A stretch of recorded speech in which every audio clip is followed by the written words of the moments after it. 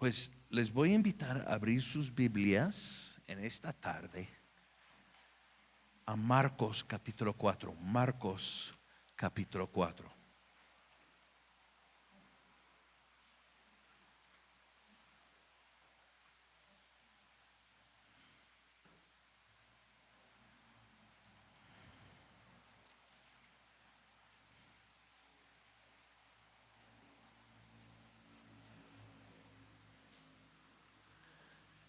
Porque quiero hablar de qué hacemos cuando la vida viene y de la nada nos da un golpe totalmente inesperado. Tarde o temprano nos va a tocar. ¿Y cómo vamos a responder en ese momento?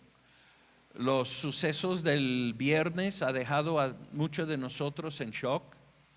Pero cuando la vida viene con un golpe así, ¿cómo respondemos? ¿Qué hacemos? Y yo creo que es buen tiempo para examinar esto. Aquí en Marcos capítulo 4 hubo un crisis inesperado que alcanzó a los discípulos. Dice aquí, voy a empezar a leer en el versículo 35. Aquel día, cuando llegó la noche, les dijo Jesús: pasemos al otro lado. Y dice, aquel día, ya leí eso. Y despidiendo a la multitud, le tomaron como estaba en la barca, y había también con él otras barcas. Pero se levantó una gran tempestad de viento y echaba las olas en la barca, de tal manera que ya se anegaba. Y él estaba en la popa, durmiendo sobre un cabezal. Y le despertaron y le dijeron: Maestro, ¿no tienes cuidado que perecemos? Y levantándose, reprendió al viento y dijo al mar: Calla, enmudece. Y cesó el viento y se hizo grande bonanza. Así que tenemos a los discípulos después de un largo día de enseñanza, predicación y todo el trabajo que ellos tenían para cuidar y manejar la muchedumbre. Ya es tiempo de regresar a casa. Muchos de estos eran pescadores, habían crecido en este mar, que realmente es nada más un lago enorme. Y sabían leer las señas del tiempo y lo que estaba pasando. Y aún así subieron a la barca, listos para regresar, y nadie vio venir lo que venía. Y si lo piensas,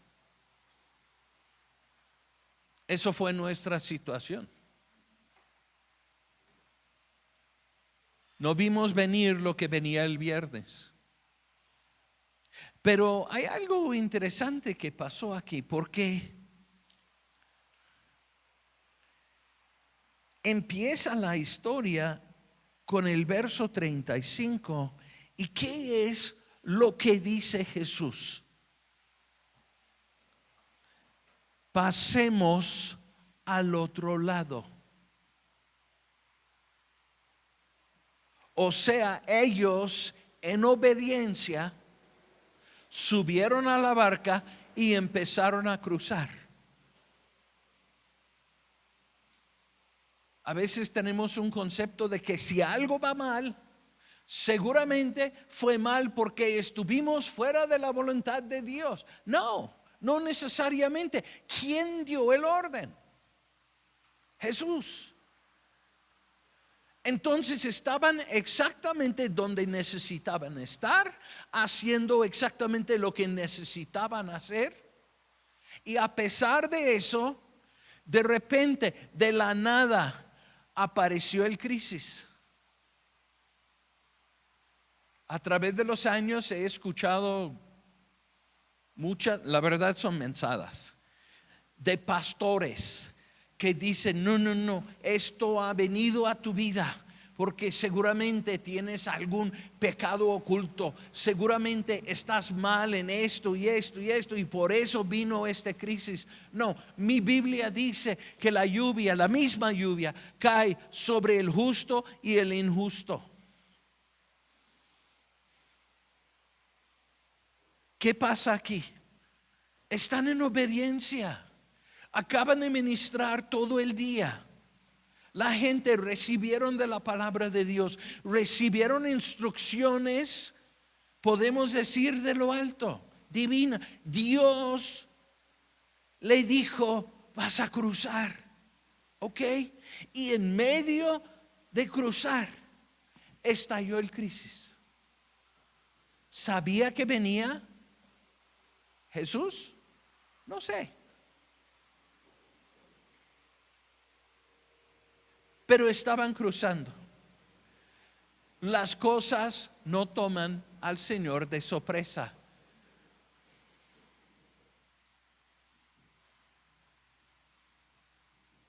Así que en obediencia están cruzando y de repente un crisis. Pero la pregunta, y esto es importante, no es tanto por qué vino el crisis. Más bien,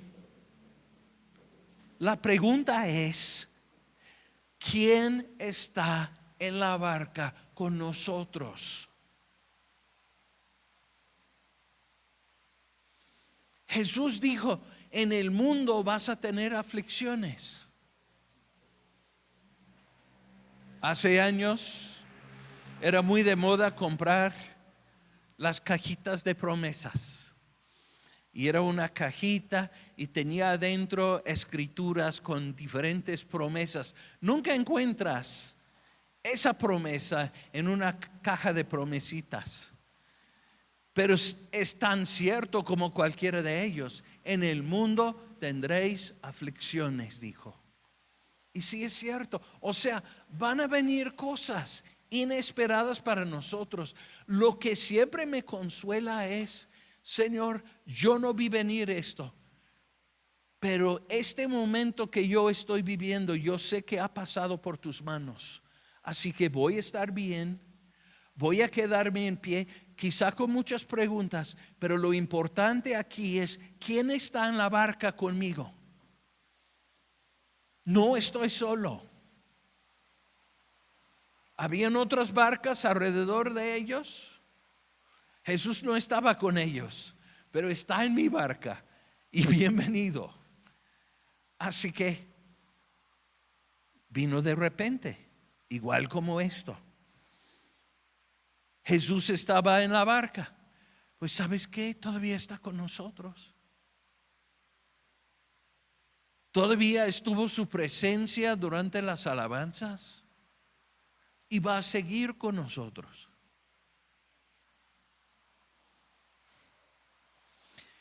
Hay una cosa muy interesante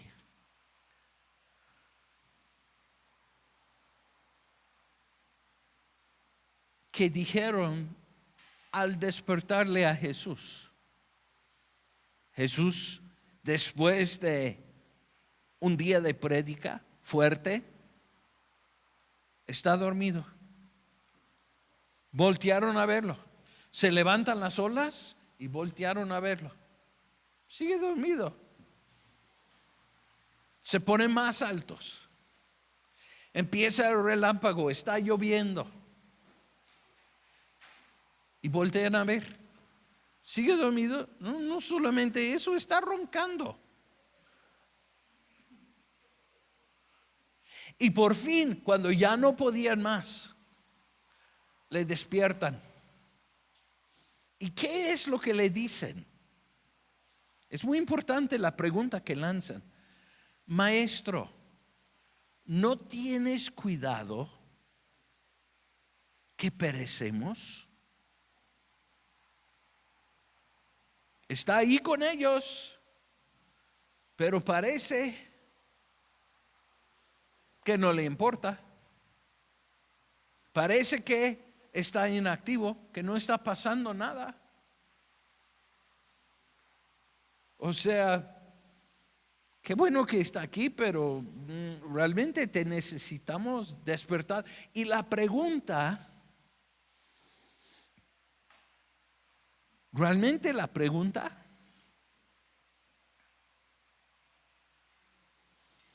es la pregunta que nadie quiere decir en voz alta. Señor, ¿no te importa? ¿No estás preocupado por nosotros?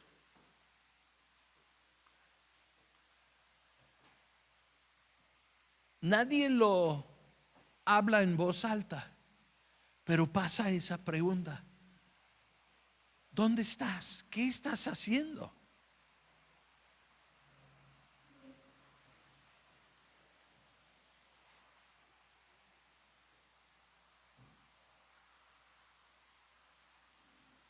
Por fin se levanta,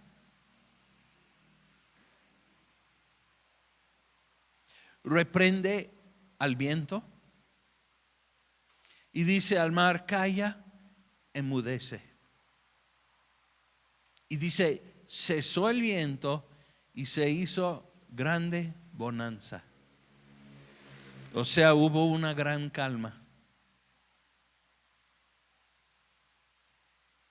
Es interesante. Se levantó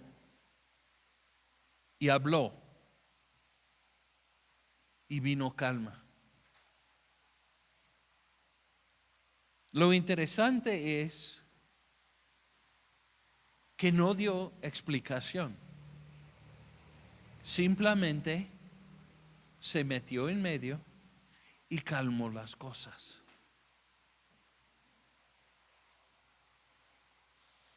A veces lo que más anhelamos es una explicación. A ver.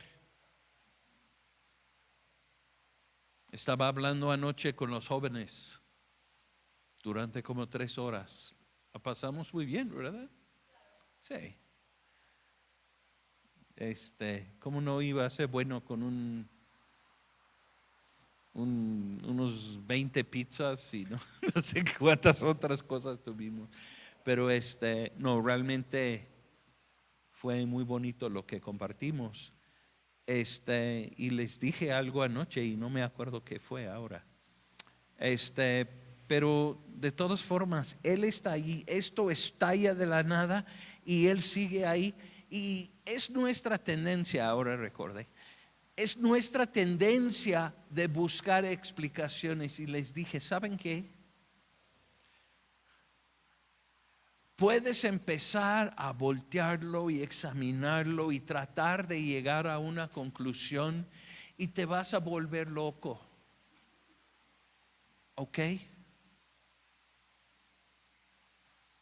Dice en el libro de Deuteronomio que las cosas secretas pertenecen al Señor, pero las cosas que nos son reveladas son para nosotros y para los hijos de nuestros hijos.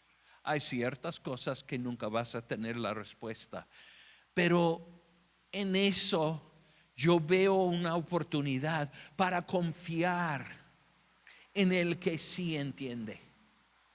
Señor, yo no lo entiendo. Queremos creer a veces que no, cualquier cosa que Dios me pudiera explicar, yo lo entendería. No.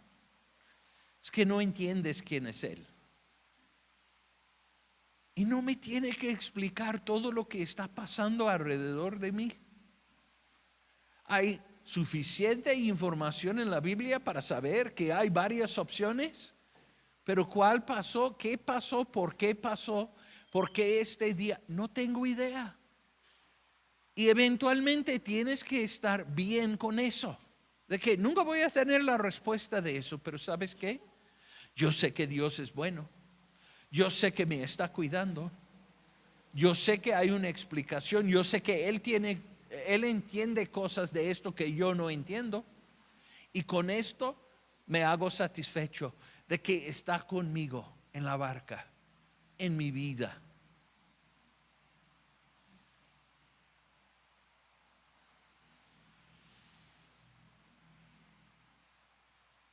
no me acuerdo si fue el viernes o el sábado, pero decía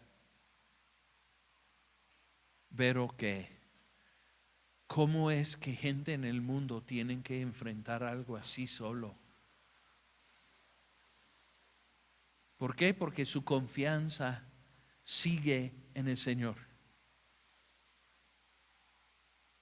A pesar de la sacudida, que mucha gente se levantaran y darán la espalda al Señor y se irían, ella queda firme. ¿Lo entiende? No. Y su mente desesperadamente quiere entender, estoy seguro.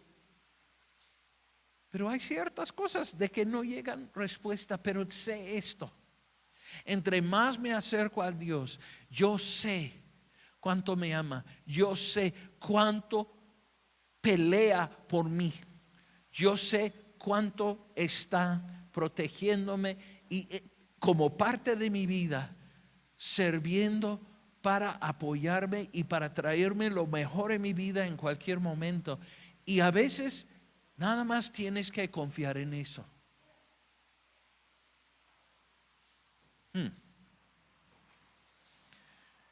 Pero qué interesante la historia. Y especialmente qué tan común es la respuesta de los discípulos. Maestro, ¿no tienes cuidado? ¿No tienes cuidado? ¿No te importo? Mira, me está pasando esto, estoy viviendo por esto. Han venido para embargar. Me están pidiendo el divorcio. ¿Qué voy a hacer? Ya me despidieron del trabajo. ¿No escuchas? ¿No estás preocupado en esta situación? Y la respuesta es que sí. Habló y se calmó todo. Y déjeme decirles una cosa porque es muy cierto. Una palabra de Dios puede cambiar tu vida para siempre. Eso es lo que necesitamos. Quizá la explicación, aunque lo tuvieras, no te daría tanta paz como esa palabra que nada más te da dirección.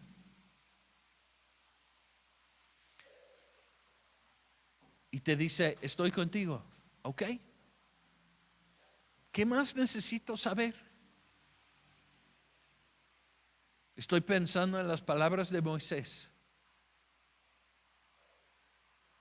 Cuando el Señor le dijo, entra en la tierra prometida, ya es tiempo. Y él decía, Señor, el Señor estaba enojado con ellos.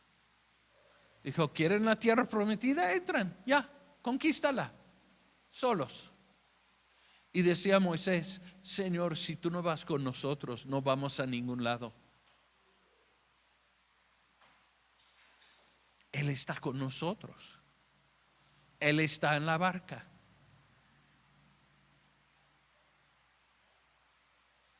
¿Qué pasó el viernes? No sé. Pero tampoco voy a pasar horas pensando, ay, ¿qué habrá pasado? Confío en que Dios sigue siendo poderoso, que Él ama a cada uno de nosotros y que tiene todavía cosas buenas para nosotros y nuestro futuro. De eso estoy absolutamente convencido.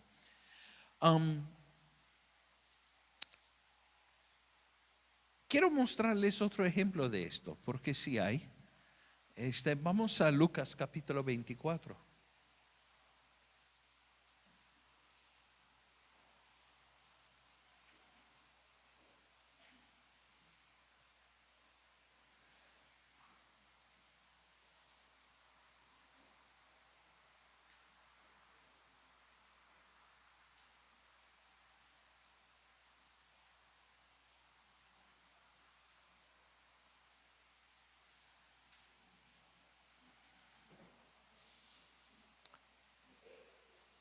Estamos aquí en el último capítulo del Evangelio de Lucas.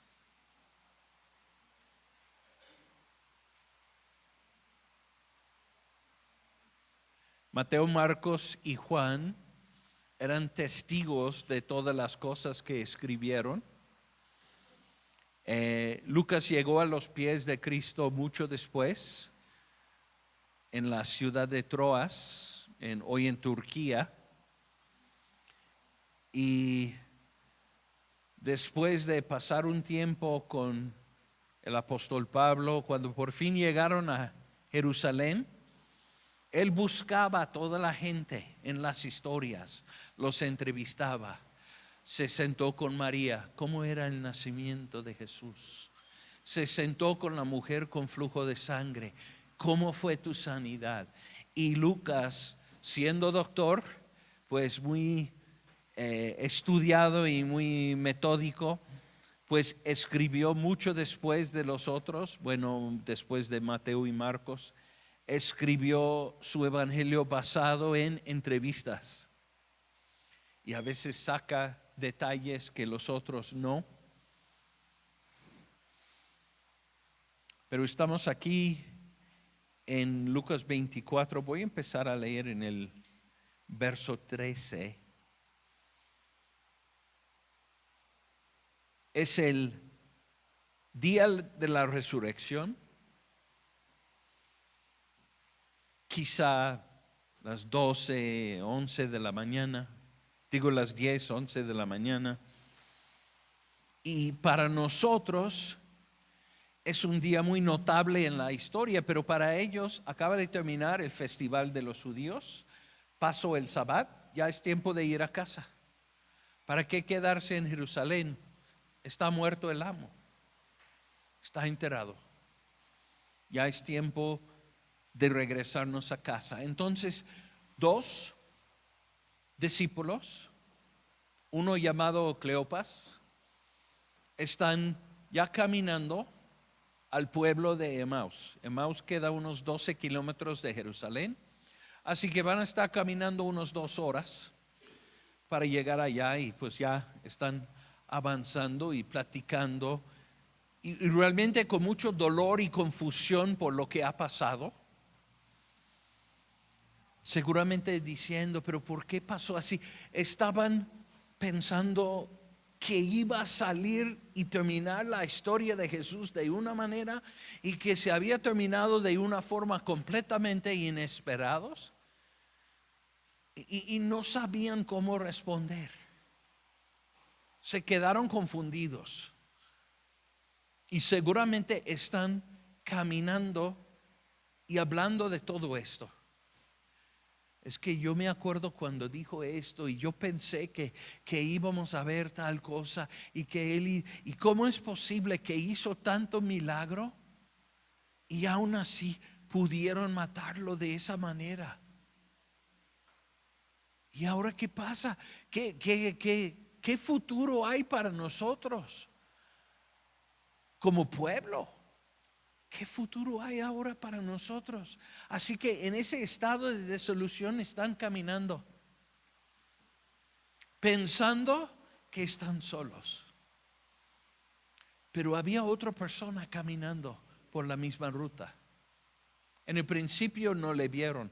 Vamos a leer empezando en el verso 13. Dice, y he aquí, 2 de ellos iban el mismo día a una aldea llamada Emaús. Como dije, nosotros lo llamamos el día de la resurrección, pero para ellos era nada más el domingo, el primer día de la semana. Era otro lunes por la mañana para ellos. Y pues tenemos que caminar, así que vámonos.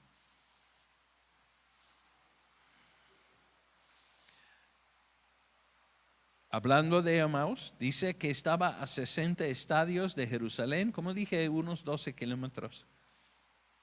E iban hablando entre sí de todas aquellas cosas que habían acontecido. Sucedió que mientras hablaban y discutían entre sí, Jesús mismo se acercó. Estaba caminando la misma ruta y de repente pues empezó a caminar quizá un poco más rápido o un poco más lento y quedó exactamente con ellos. Y empiezan a entablar una conversación.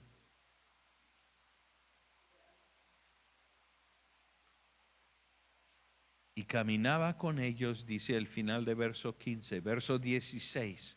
Mas los ojos de ellos estaban velados para que no le conociesen. No se dieron cuenta quién era. Pero están desilusionados, están tristes, sus expectativas completamente rotas.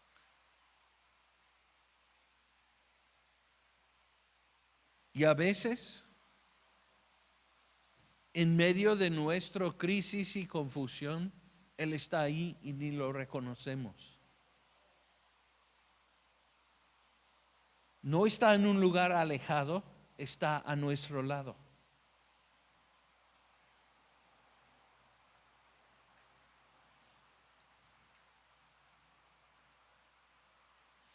Empiezan a hablar.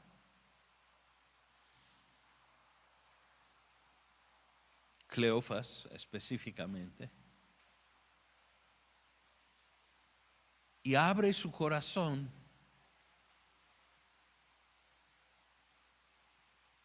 y dice en verso 21, pero nosotros esperábamos que Él era el que había de redimir a Israel y ahora, además de todo esto, hoy es ya el tercer día que esto ha acontecido. Y puedes escuchar la desilusión en su respuesta. De que no entiendo qué ha pasado. Y empieza a corregirlos Jesús. Empieza a explicar de la escritura. Empieza a darles información.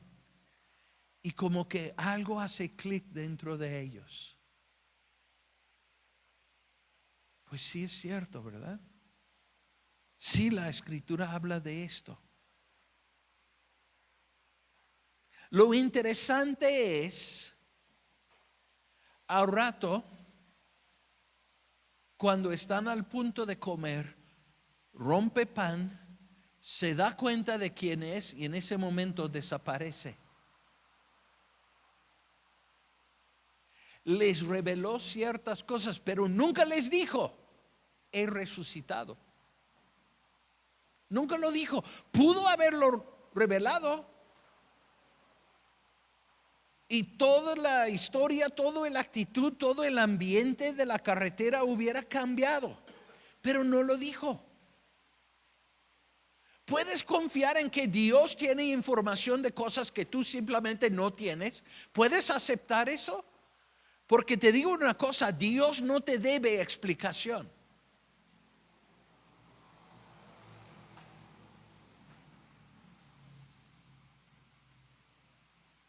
Tenía información que ellos no tenían.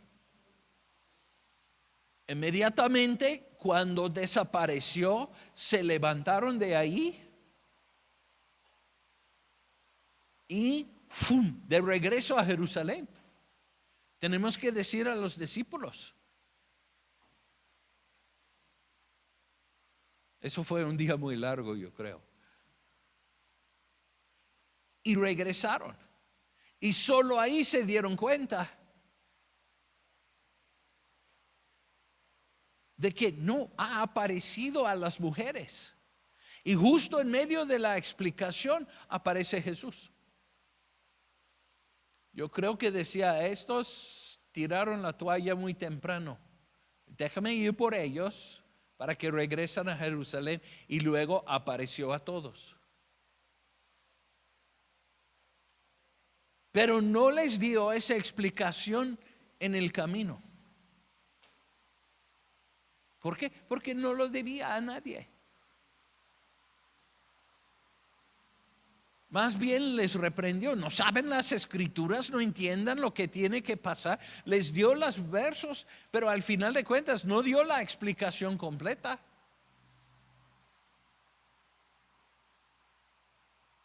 Y a veces esto es lo que pasa.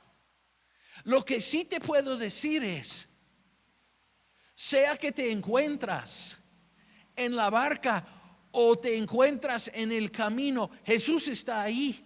Voltéate, porque búscalo, porque sí está ahí.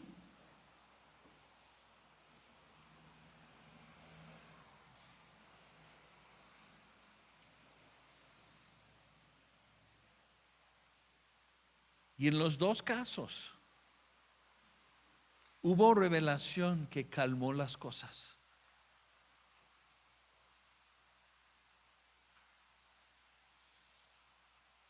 Cuando terminas tu examinación y tu discusión y tu razonamiento y todo lo demás y lo pones a un lado, lo que vas a descubrir es que Dios dice, ¿no te acuerdas tal verso? Pues sí, ¿verdad? Y tal verso, hasta que te hartas de tratar de dar explicación. Así que, ¿por qué no brincas ese paso? Algunos de ustedes han sufrido pérdidas en su pasado. Y todavía años después están todavía buscando una explicación. ¿Qué tal si pones a un lado tu razonamiento humano y simplemente dices, Señor, yo no explico esto, pero estoy confiado en que tú sigues siendo bueno? No, pero yo quiero la explicación. Estoy seguro que sí. Pero como dije, no solamente no te lo debe, pero al mismo tiempo, si fuera necesario, lo tuviera. De eso estoy confiado. Pero no queremos la parte que es un poco más pesado, que es creer aunque no entendemos.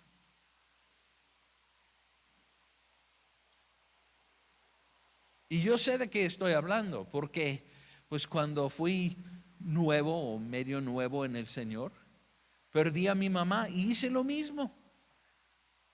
Pero no entiendo, y pasé unos años examinando y realmente tomó unos 4 o 5 años. Y un día llegué al entendimiento simplemente porque me había acercado más al Señor. Señor, yo nunca voy a entender esto, nunca. De hecho, no sé por qué perdí 5 años tratando de hacerlo. Nunca lo voy a entender. ¿Y sabes qué? Te sigo amando. Creo en ti. Sé quién eres. Sé que eres bueno. Y en eso voy a descansar. Porque todo lo demás no es descanso.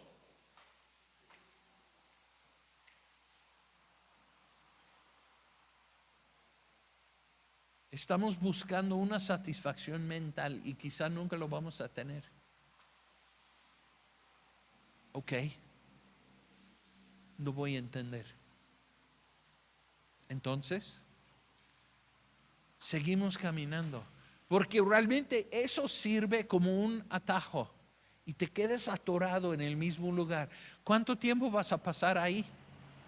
Porque si yo pasé 5 años allá, estoy seguro que hay alguien aquí que ha pasado 15. ¿Hasta cuándo vas a avanzar?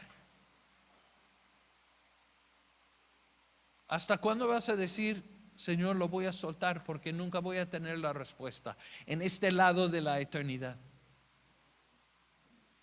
Voy a tener respuesta un día.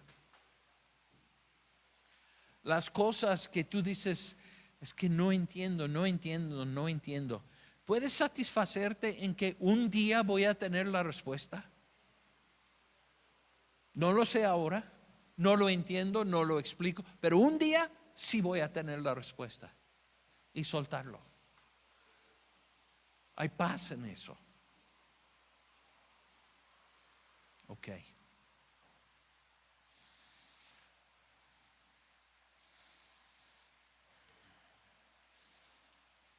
En ninguno de estos casos hubo explicación de por qué pasó lo que pasó.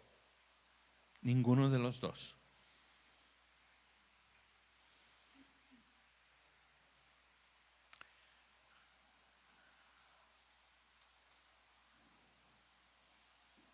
Pero esto sé. Si te encuentras en la barca, está contigo. Si te encuentras en el camino, está contigo. Búscalo porque sí está ahí. No está en un lugar alejado, en medio de tu dolor, está ahí, presente.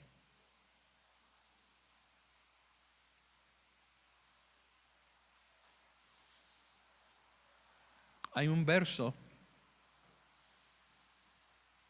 en Efesios capítulo 3 de que he estado pensando desde ayer. No está muy reconocido, pero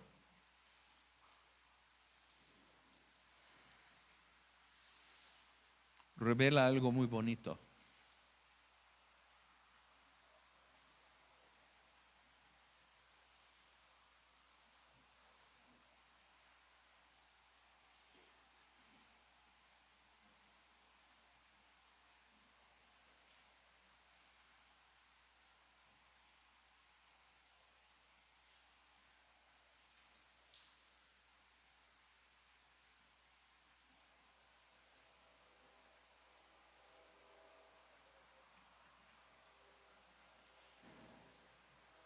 Está el apóstol Pablo orando en Efesios 3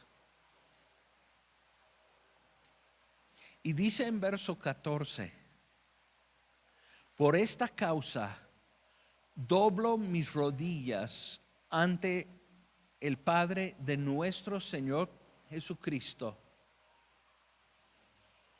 de quien toma nombre toda la familia en los cielos y en la tierra. Así es en el griego, la familia.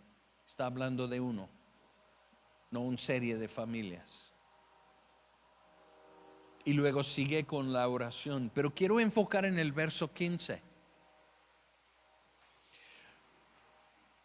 Porque es importante que entendamos algo acerca de esta familia.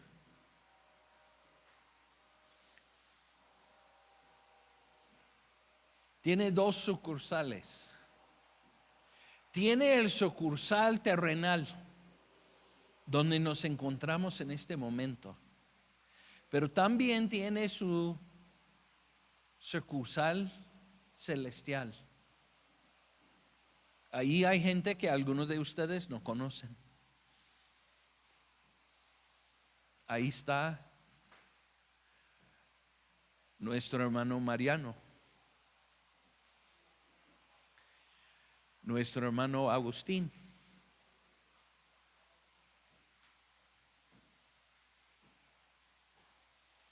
Minivic, su hermana Daniela,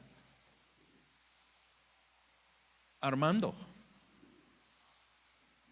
el papá de Usmar.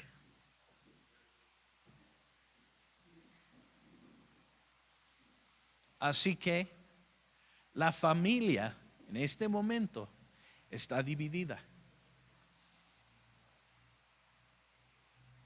Y como dice aquí, hablando del Padre de nuestro Señor Jesucristo, de quien toma nombre toda la familia en los cielos y en la tierra. Por un tiempo, parte de la familia está separado de la otra parte. Está ahí Jenny. Yo quiero volver a ver a Jenny. Jenny murió en un accidente de tránsito hace muchos años. Tenía 9 años. Nunca he visto una persona con una relación tan profunda con Dios. 9 años. No lo conocen, pero un día la van a conocer. Así que, por ahora, hay una separación. Hay un grupo ahí que el día de viernes creció un poco. La familia está separada, pero es una sola familia. El día de hoy nos toca la Santa Cena y con todos los acontecimientos de esta semana, lo había olvidado y recibí un mensaje de Mireya anoche y me dijo, vamos a continuar eso como agendado, y dije, es perfecto para el día de hoy. ¿Por qué? Porque ¿qué es lo que recordamos con la Santa Cena?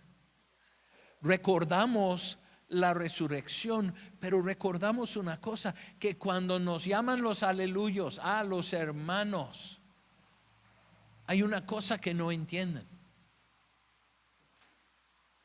que esa es mi hermana, tanto como mis hermanas de sangre. ¿Por qué? Porque es hermana de sangre.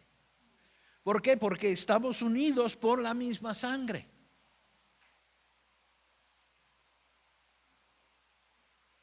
Y eso es lo que recordamos en la Santa Cena, que somos familia, que estamos salvos a través de una sola sangre, que nos limpia, que nos libera,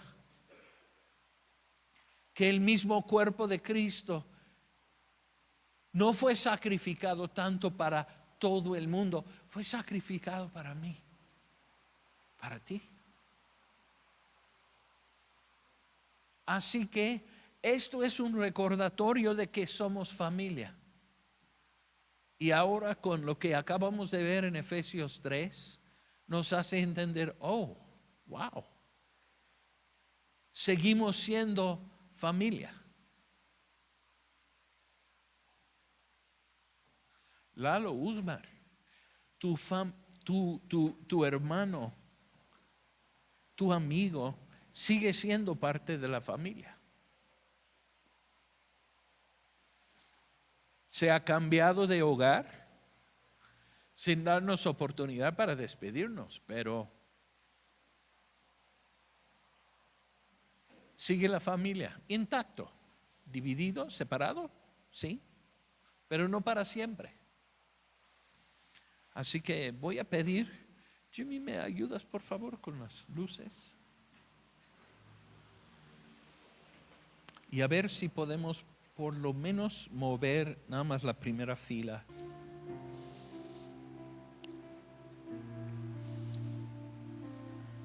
Esto es la sangre que nos une. Esta es la sangre que nos hace familia. Es la misma sangre que ha borrado tus pecados. Danicia, ¿puedes dar gracias al Señor por su sangre? Padre, gracias te doy por tu sangre, gracias por el sacrificio en la cruz, gracias porque de ella fuimos liberados, Señor, fuimos sanados y restaurados. Te honramos y te bendecimos y te amamos sobre todas las cosas, Señor. Gracias. Pues pueden tomar.